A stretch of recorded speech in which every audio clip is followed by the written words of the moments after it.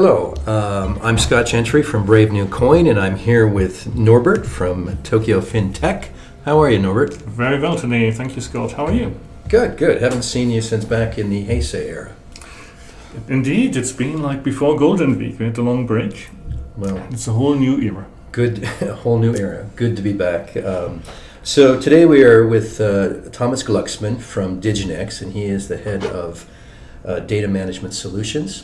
How are you, Thomas? I'm good, thank you. Thank you, Scott. Thank you, Norbert. Good to be here on the Tokyo FinTech podcast. Good. Today, so we want to kind of get to know you a little bit, learn about Diginex, what you guys are doing. Wondering if you wanted to start out, just give us the sort of background of what Diginex is and what you guys are up to. Sure. So Diginex is focused on building institutional adoption for both digital assets and blockchain technology. The company was originally founded a few years ago by former financial services professionals and technology entrepreneurs. Back then, the main focus was on trying to help secure the infrastructure of blockchain by operating Ethereum mining facilities. We then expanded the team to bring on more professionals from both finance and technology. And then now the two, let's say, main pillars of our business, which we feel to be quite complementary, are financial services and blockchain solutions. Within the financial services business, we're building a suite of institutional tools for digital asset management, so an exchange, custody, fund of fund, and liquidity provision. And then on the blockchain solution side, where I sit, we're working with corporates, governments, NGOs to build blockchain-enhanced solutions to tangible problems that exist. And a core part of that suite of offerings that we provide is data integrity. So using blockchain to provide that immutable audit trail and secure integrity layer on top of transactions, whether it's exchange of documents, contracts being edited, exchange of value. So how do you better track people, products, documents, and value? So with respect to that, addressing some specific problems in blockchain that you're trying to solve, and you talk about data contracts and management thereof, et cetera. Are there some specific product-oriented solutions that you're looking at? Yeah, so data integrity is really the core of the solutions that we're offering, and given my title as head of data management solutions, that's really the core focus of those offerings. And when we look at, okay, what sort of problems exist where data integrity is an issue, so you've got organizational fraud, tampering of documents, doctoring of financial statements, which can sometimes be driven by management, sometimes it's disgruntled employees, sometimes it's a range of different factors that can result in those issues from happening, and then that then has quite major consequences for those organizations, whether it's the money lost due to fraudulent activity, or if it's the impact of fraud, of fines and other, let's say, legal consequences of having those illegal activities happening, whether it's not complying with certain regulations, etc. So addressing fraud is a major issue. The other area of integrity or data integrity that we are looking at and spending a lot of resources trying to address is migrant worker, or more specifically employment contract integrity. So there are a lot of issues right now that still exist in the world today around protecting the rights of migrant workers. So sorry to interrupt, but how in particular would Diginex be able to help solve that particular issue? Yeah, so with respect to migrant worker exploitation, we've partnered with an NGO based in Hong Kong called the Migrant Club, which is focused primarily on trying to address the issue of human trafficking and trying to increase the transparency and responsibility within supply chains, particularly among manufacturing companies, which have operations across Southeast Asia, but also other places around the world. So what we did with them is we actually created a solution that we've called EMIN, which is a play on of the word for migrant in Chinese and I think also in Japanese. Yes. And it's an app that enables migrant workers to securely record their employment contracts. So for example, if a migrant worker from Bangladesh is being recruited to work in a factory in Malaysia, right now there are a lot of issues with those contracts that they are initially, when they're initially being signed, being torn up when they arrive in the country where they're supposed to be working, or at the factory, or the terms of the contract not being respected by the immediate employer, which would be the factory owner operator.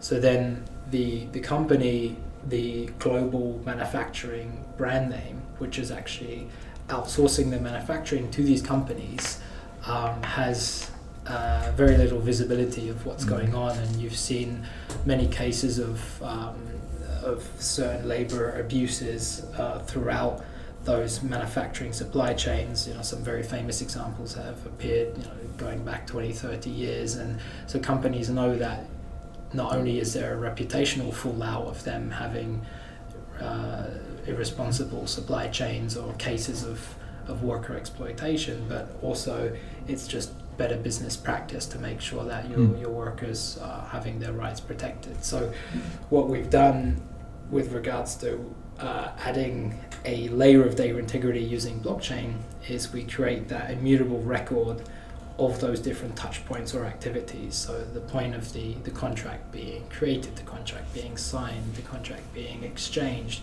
all of those different touch points with the contract has an immutable record associated with that activity, so that if there's any dispute or any challenge to the integrity of that original touch point, let's say the contract being signed, or the initial employer being able to view and interact with that contract, there is that reference point on the blockchain which cannot be changed. It's a so-called single source of truth that no one single organization or party can have control over. So it's almost like a decentralized reference point in a way to the integrity of that contract. On to model contracts and basically keep them, you need to obviously associate them with the individual, which brings you then back to a digital ID as the base of all of this, right? Which many people are working on essentially. But what's the Diginex approach to kind of digital ID as the foundational piece? Yeah, so the digital ID is a very compelling use case of blockchain technology. Sometimes it's described as a digital federated ID. There are many global organizations working on this, because the reality is to have a so-called federated ID to be recognized by governments, by corporations, from anything from a single sign-on equivalent to something like a Facebook login, to actually having a digital ID in the absence of any paper-based document like a passport or national ID, particularly for populations which are at high risk, like refugees. So I think there's many organizations working on that. Where we come in currently is through the application we've built, EMIN, is rolling out the ability for the migrant workers to record their ID as well as their contract through the application. Because in some cases what you have is not only the contracts being torn up or abused or not adhered to by the immediate employers, but also their IDs being confiscated or held in custody, which means that it's very, very difficult for them to leave those conditions, hence why those situations are described as modern slavery, because they're brought over, contracts are not being honoured, it's almost like no contract exists whatsoever, they're forced to work, they cannot escape, their IDs are being held hostage. Whereas if they had a way for them to reference and have a secure way of being able to share this ID to people that are given permission, whether it's the government authorities, to the employers, and even on the other side for the immediate employers, the government authorities, the local labour organisations, to have visibility as well through this application. And then the blockchain integrity layer simply serves as that immutable source of truth for that identification document. So what would be the flip side of that? So if you look at it from an inverse perspective, you're looking to protect the migrant workers from the corporations, which there are many cases to back up your comments about contracts being ripped up and people being taken advantage of. But there are some cases where the migrant worker himself, herself, has bad intentions and wants to use that as a vehicle to actually migrate to a country of choice. Is there some sort of flip side protection for the employer as well? Exactly. So what we've done with our data integrity solution, more focused on the corporate side, is trying to address the issue of document fraud.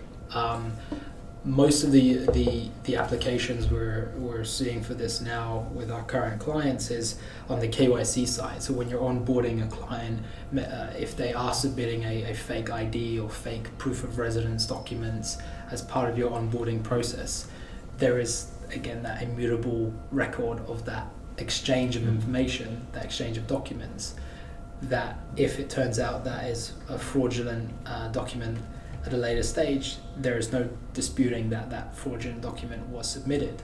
So it's almost like a disincentive for that to happen. We definitely see adapting that to this EMIN application later on, whereas we would be targeting not only organizations looking to increase the responsibility of their supply chain, but to Scott's point, actually protecting them from cases where we see in particularly some emerging markets of fake qualifications being submitted. There's many cases. I don't want to name particular countries to seem discriminatory, but there are certain places where there is a prevalence of fake university degrees and fake qualifications, fake IDs, especially in the absence of an actual real ID. That's why this whole need for a federated digital identity becomes even more important. And then on top of that, for all of the other, let's say, qualifications, which once you've attained them, don't necessarily expire, for that to be notarized through this immutable ledger like a blockchain is also very compelling. And so we see adding all of this into the next rollout of both EMIN and our other data integrity solutions. I mean, similar to Scott's question, I was thinking about the European refugee crisis and when Germany basically opened the floodgates and left everybody in, right? And clearly there was part of that ended up in kind of social security abuse, etc. And a bit the question of actually having logistically the ability to fingerprint everybody and ID everybody on entry, which was impossible, but even to manage that at a European level, to keep track of people who are getting into the country and making sure that they are where they're supposed to be, and basically, and then having been granted residence and not shifting to other maybe more desirable locations, seems like at the national level even a use case for this technology. Yeah, I mean, I think the idea of a national digital identity, and perhaps in the future something that's recognized on the global level as well. I think we will eventually get to that point of that digital federated identity. I think the challenge is on the one hand, being able to ensure your population is comfortable with the idea of some sort of custodianship of their information. If you're giving them sovereignty over their information, I think a lot of people would be on board. But if the government is saying, no, we are actually the custodians of your data, we're just providing a more convenient way for you to exchange that information between different services, I think depending on the political climate of that country, it could go both ways. So I think that there is a political challenge for governments to put this into place. But when you look at what initiatives governments already have happening, like in Estonia, you have the e-government I think here in Japan, I mean, what I would really like to see, on talking hypothetical for a minute, is the adaptation of the My Number system in Japan, which is essentially almost like this digital, or not necessarily digital, but this literally number for every member or resident, where that is being used as a way to identify them. So, well, we have something similar in the U.S. It's called your Social Security number, yeah. which that and my student ID from college, I cannot get out of my head. But I do forget combination locks over the years, so go figure. Yeah. But just, you've talked also about fraud, and there's the digital identity, the national identity, and all these things. I sometimes wonder, are we beyond the preference cascade, in the sense that for so long, and particularly in Japan, people have been against turning over personal identity or having identity markings in there. It's almost like you might as well give everybody a DNA sample now of some sort, right? So that once you appear on a voice recognition or a video recognition software, they pinpointed you exactly to where you are. But at what point do we get beyond the need to have a self-sovereign identity system that we willingly exchange, to where we're sort of providing them the own means of violating our privacy? Is that something that you've had some expression of concern about? Well, I think the compelling use case for blockchain is you can provide that permission layer in terms of the exchange of your information, and I feel that is a very strong reason why, personally, I feel we will get to a situation where there will be a preference for self-sovereign identity, and that you are able to provide permission based on your preference to whatever government agency or service that you're interacting with. It also reduces the burden of data custody of that organization, whether it's the government or the service. So I do think that over time, these federated identity systems that are being developed using various different blockchain technologies will become the mainstream way of exchanging IDs. But to Scott's point, and also as I mentioned earlier, I think it will depend on the specific political environment, because you have certain governments in the world which would prefer to enforce it on the other way. So I really think it depends on the political evolution of this idea, because the technology could be used to both strengthen individual sovereignty over their data, but also to strengthen government oversight over individuals' data as well. So, sort of like a social currency. Well, Chinese social credit scores are there already, and you've got the facial recognition with 99% or exceeding that in China as well. So, kind of the worst case scenario is upon us. The only thing that's missing is kind of the digital currency that can be switched on and off depending on how you behave. Right? Okay.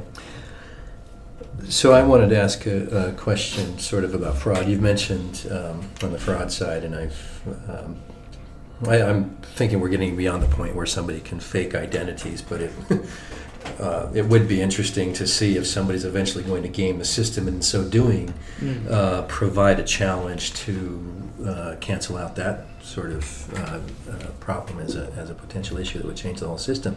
But what types of fraud is kind of a broad word. It can occur in many different ways and cases. And what do you think the biggest challenges are with respect to fraud, and what do you think the opportunities are with respect to Diginex in that particular sort of environment? Yeah, I mean, the reality is blockchain is only going to be able to help address fraud that happens in the digital realm, because a lot of fraud still happens with paper documentation or tampering of physical goods, or however else the fraud may take place. I think that if tackling fraud is not going to be solved solely with the use of blockchain technology. I think there are many other technologies that are there to help to prevent and detect fraud using AI-based systems. I think a lot of fraud mitigation actually comes top down from having proper corporate governance, from having a strong internal audit function, but where blockchain could play a role to help assist the internal audit function, or to help crystallize those corporate governance rules, is by having this immutable audit trail.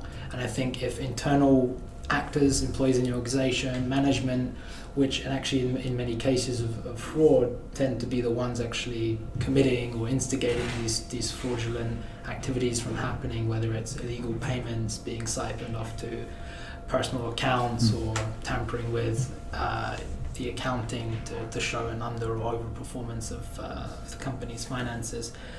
But if you have this immutable audit trail for every activity which is deemed an important activity, from an exchange of emails to uploading of certain documents, it could be invoices, it could be the edits that are happening on a particular Excel file, like all of those touch points, just to have a record that is then captured and stored somewhere in a immutable ledger, so that at a later time you can reference that, what is essentially the hash value of that document, or that or the information around that activity, to what currently exists now, and see the discrepancies. So you can actually see if there has been subsequent tampering with that information, or if that information was initially fraudulent, you can then say, well, this is where this took place, here's that immutable timestamp. You cannot deny that this happened.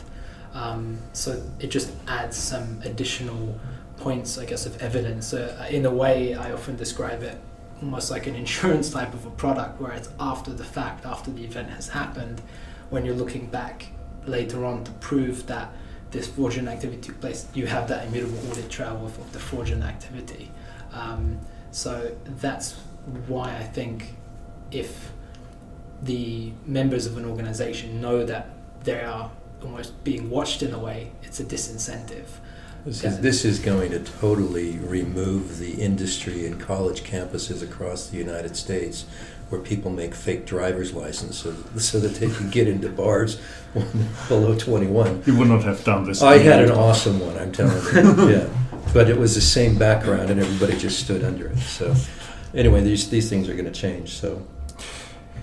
Yeah, I mean, I think to a certain extent it anticipated my next question, which I want to come back to what you said about my number and kind of the social security number. Yeah. Right? It seems there's a great push in Japan in different areas, and one of them is, for example, healthcare. And so apparently in 2 or 3 years, you get a direct reimbursement for kind of your healthcare costs, and then if you attach your medical records to it, they become portable, etc. And to your point, that if you look at the US, where you have a prevalent number, right, that hasn't really helped making kind of medical care more efficient. It's still kind of a disaster it's a question who owns the medical records, right? Is it you as a doctor, and then making them portable from one doctor to the next? So as you said, there's a whole infrastructure that would need to be built kind of on the anchor of that kind of my number to make all these other things happen. And what do you see kind of the implementation migration path for that, and kind of the time frame that is achievable? I think it's going to take a while, because you would need all of the stakeholders to be on board. You'd need to migrate the existing way of sharing this my number information to this, let's say, blockchain-based system of exchanging personal information, whether it's just the basic information, or if you're talking about portability of healthcare data. I think that is a compelling use case, but for the entire healthcare industry in Japan, all of the relevant government departments, because the question may be raised, does it end with healthcare data? Do we also include financial data, credit scores, etc.? And then it's okay, it starts looking more and more like the social credit scoring system in China. Maybe it won't be similar, but the question is what types of data will be shared, and again, will the sovereignty over that data stay with the individual, or will it or will the stakeholders, whoever that central stakeholder is, whether it's the organization responsible just specifically for exchanging this information, maybe a new one needs to be created, or it's the existing organization that's already managing the my number ID for residents of Japan. I think it's very hypothetical. Of course, I think there probably would be a preference for individual data sovereignty, but I think in the short term, what could be a more compelling use case in Japan of blockchain or blockchain-based notarization is replacing the hanko or the physical stamp that you get in almost any business transaction in Japan, from invoices to going to the kuyacho, the local ward, to applying for bank accounts. I mean, the fact that you need to carry this physical, I don't know what it's made of, but it's as long as it can make a little impression. Exactly. Wood, plastic. Having some ink and putting it on a piece of paper, and sometimes waiting even within an organization for 5 people to put their stamp on a document for even a menial business transaction to be approved. I think blockchain is a great use case. Wasn't there something, I don't know if we shared an article about one of the banks had decided after 230 years that they were going to start phasing out the hanko. Yeah, MUFG did this recently. Was it MUFG that did that? Actually, starting 10th of June. Okay. And so it's interesting because the passbooks actually are legal documents as well, and so they pay 200 yen per passbook per year in fees. And similarly, I've learned that if you have physical legal document that gets stamped, right, you pay the stamp duty for legal document. But if you do like DocuSign or any other of these vendor and sign it electronically, you save that as well. So that's the operational efficiency, but there's also actually you save some money by going digital. Well, it's like Ross Perot described that giant sucking sound, that entire sort of middle office that's designed for sort of onboarding just gets totally removed. So anything that can accelerate that and make it easier for people to apply for an account so it doesn't take 10 days or something like that, or it gets people into the financial system and perhaps gets the banks into offering more diverse financial products, whether they're ETFs, ETPs, or crypto-related stuff. So I find it quite interesting. And what we've already built is a version of that, but in order for that to have the same sort of recognition that something like the hanko or the physical stamp needs industry-wide and government-wide recognition. But anyone can notarize a document or some sort of information through the blockchain now. I mean, that's the beauty of blockchain technologies. It's open source. Anyone can interact with any of these public protocols or run your own nodes from permission chain. But when it comes to how we can start to introduce this concept, having those different touch points being recorded and time-stamped can almost form as the digital stamp equivalent of the hanko. And the way that we are introducing our products is so you don't need to have that physical stamp because you have that reference point. And one thing I want to emphasize is actually in many of the engagements we have, and I assume it's very similar for other solutions providers, is the blockchain element of both the conversation and the actual final solution that we deliver is probably about 10%. The rest of it is actually how do you understand what their problems are, how do you understand the specific processes, and how do you build an application that takes that into account.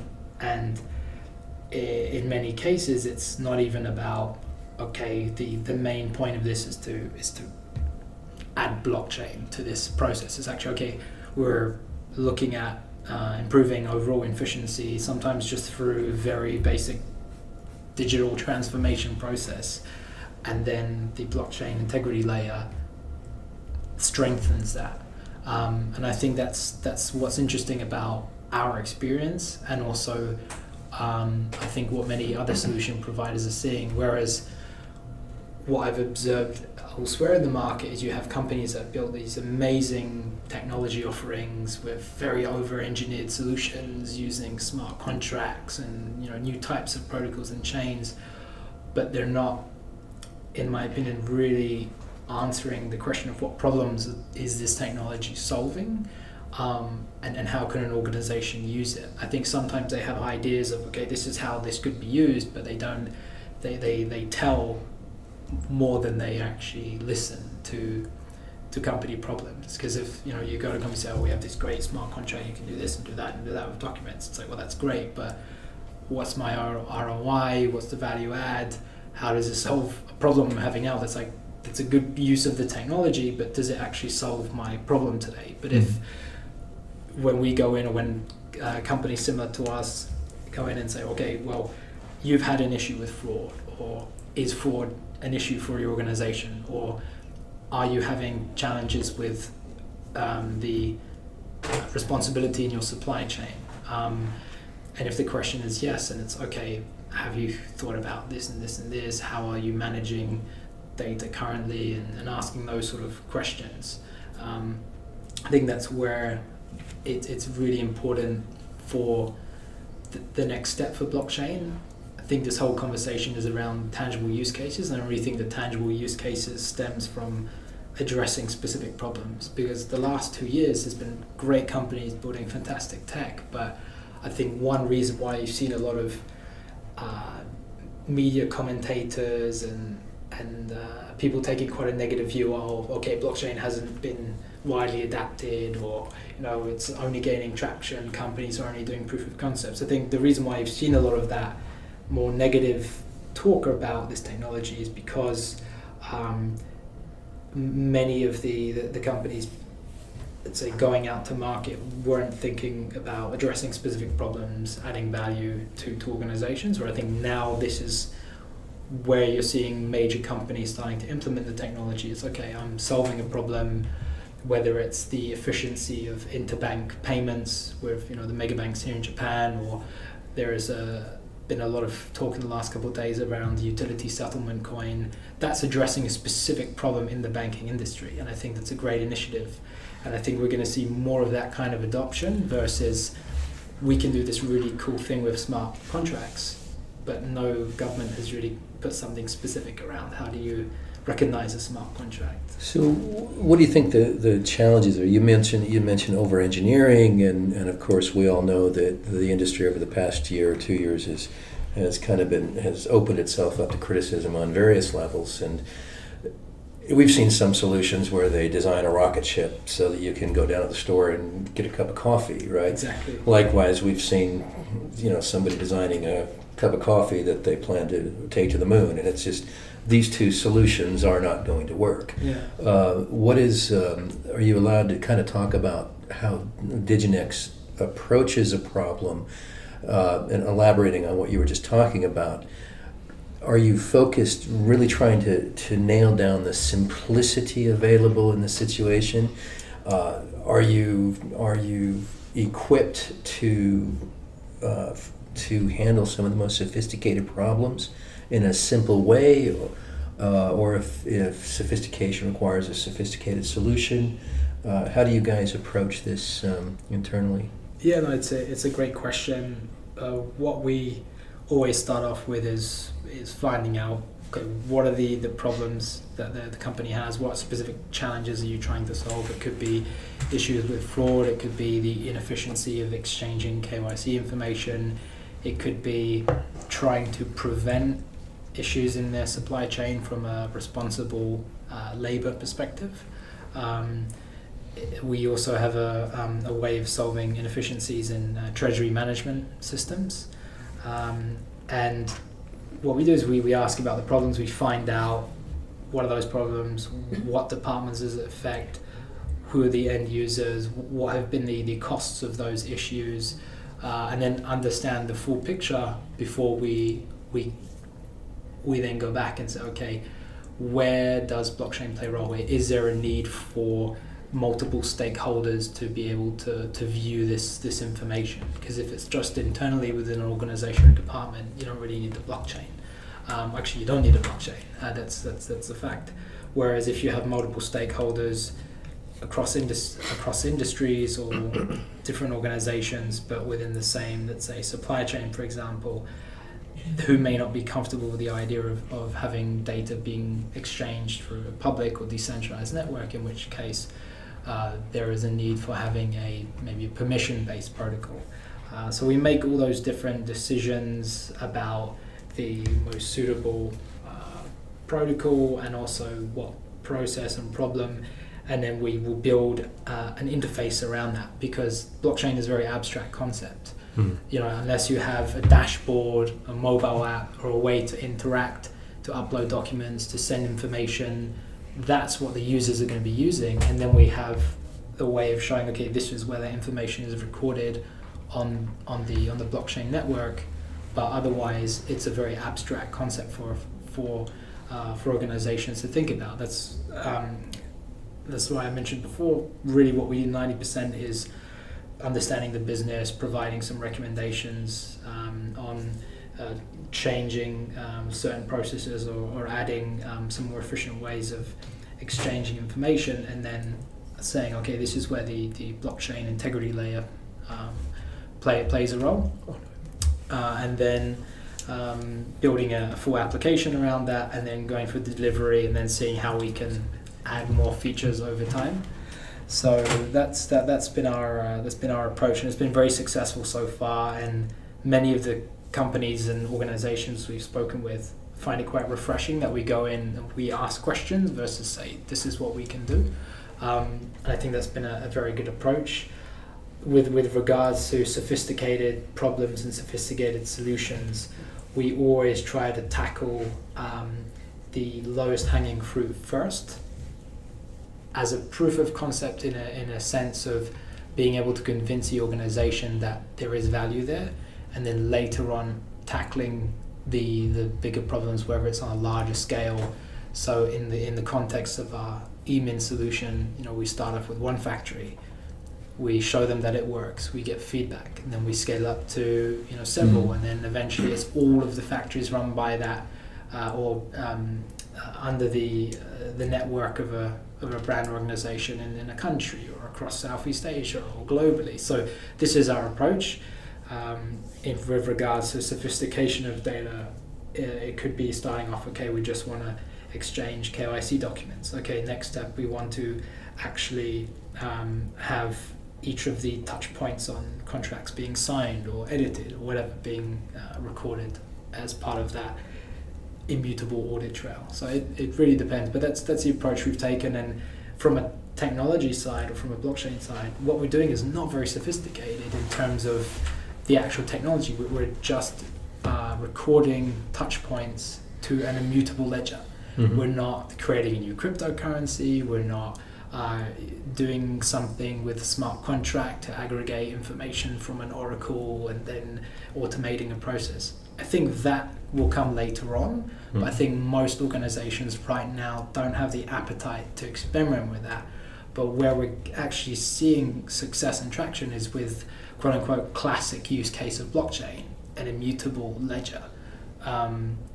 So I think that's why our approach so far has been successful, and I think later on there will definitely be a lot more sophistication in terms of the solutions that we're building. But for now, simplicity has been very has helped us a lot. I mean, from a real practical perspective, as far as your role is concerned, B2B sales in Japan take notoriously long time, and so how do you manage that? What's the practical aspect of you going out and basically trying to sell this to Japanese corporations? How ready are they to kind of tangibly engage in these projects? And what's your? I mean, I think you shared lots of advice already in terms of how to sell this, but it's always like a 6 or 9 months cycle of explaining everything before you actually get to get to do something. Giggle. Yeah. Well, I think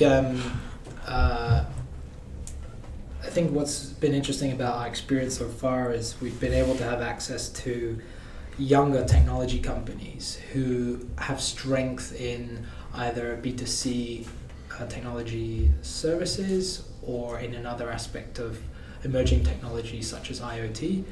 So we have 2 partnerships now in Japan, with a company called Tatru, which is focused on real estate, digital economy, and another that we've recently announced called OK Wave, which is the provider of one of Japan's largest, or I think the largest, or one of the first FAQ platforms. And they've recently made a few investments and acquisitions in the blockchain ecosystem and are working quite a lot on research and development. The success we've had with both organizations is that they recognize immediately, and they were already internally thinking about how to leverage blockchain, and so we came in as a very synergetic partner for them, because that's where we specialize in solely.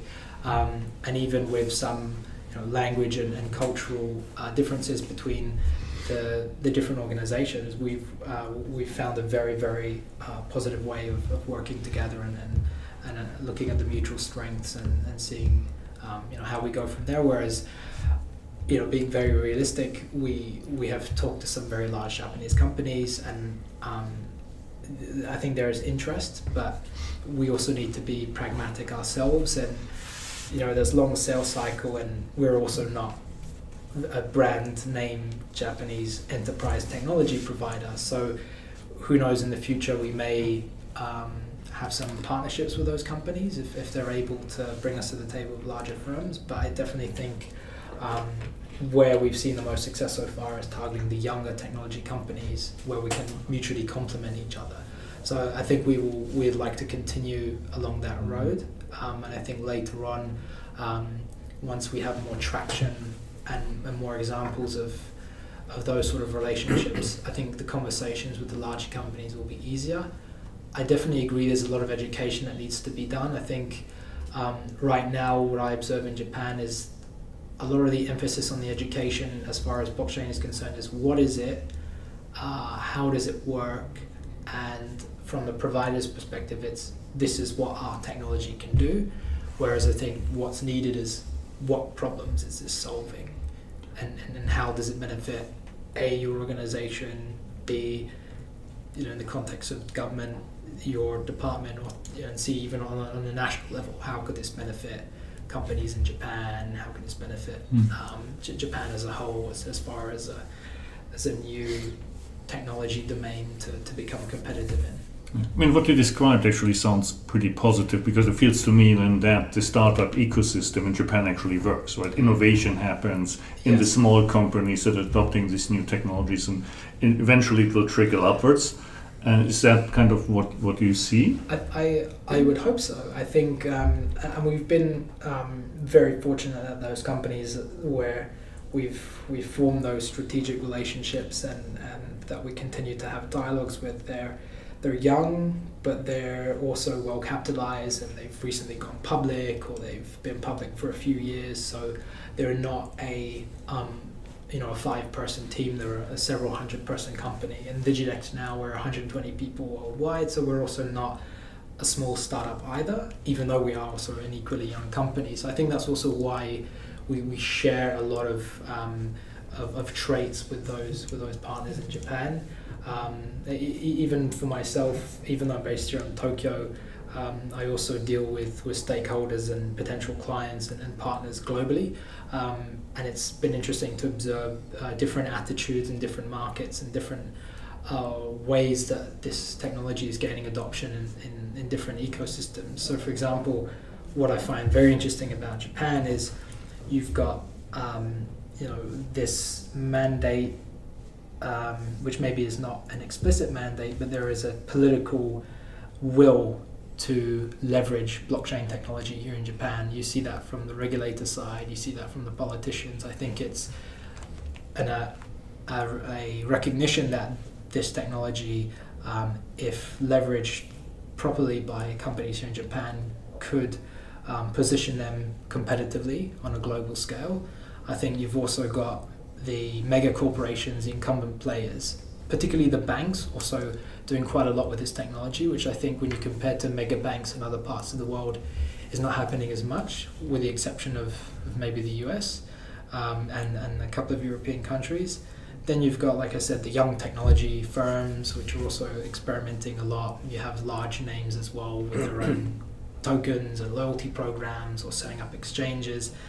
And I feel that the existing regulation or current regulation that exists has helped to facilitate that, and has also helped to foster interest among individuals, both on the investment side, but also just, okay, what is this technology? Whereas in other markets, I feel you have maybe one or two of those traits, so a lot of interest from government to leverage this technology, or a lot of interest from corporates to leverage this technology, but maybe less so on the individual or entrepreneurial side, because Bitcoin is not, or cryptocurrency is not recognized as a legal means of payment. So whereas it is in Japan, and because you have that infrastructure that enables an individual consumer or an individual entrepreneur to engage with this ecosystem quite easily. Of course, there's a lot of progress. I think a lot of ways that the regulation perhaps needs to catch up with the current state of innovation. But from what I've heard from events I've attended where regulators and politicians have been speaking in Japan, I feel that they are recognizing this, and I feel that the outcome will be positive for mega banks, entrepreneurs working in Japan in this space. I think overseas you've had a lot of positive developments in places such as Singapore, but because in Singapore on the individual level it's still quite difficult for people to access and use cryptocurrencies. And I'm not saying that needs to be in place before you have greater innovation. But on the other side, the Singaporean government and large institutions in Singapore have been doing very, very well in terms of pragmatically looking at how they can address problems with this technology. So thank you very much, Thomas and Norbert. Good to see you both and talk to you about Diginex, and we wish you the best of luck for the future. So signing off from Tokyo Opera City in the Diginex office, I'm Scott Gentry from Brave New Coin with Norbert Genker from Tokyo FinTech. Thank you very much, Thomas. Thank you very much, Bob.